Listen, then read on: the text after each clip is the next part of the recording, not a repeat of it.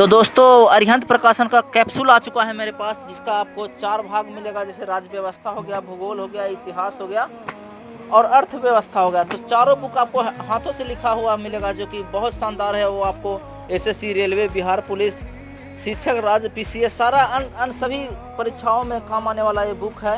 तो बहुत शानदार है दोस्तों। जिनको भी खरीदना है वो मॉडर्न बुक सेंटर में आए और लेकर के जाएं। और साथ ही जिन्होंने मेरे चैनल को सब्सक्राइब नहीं किया है तो दोस्तों सब्सक्राइब कर दें, क्योंकि आपको हमेशा न्यू बुक का अपडेट मिलते रहेगा। धन्यवाद।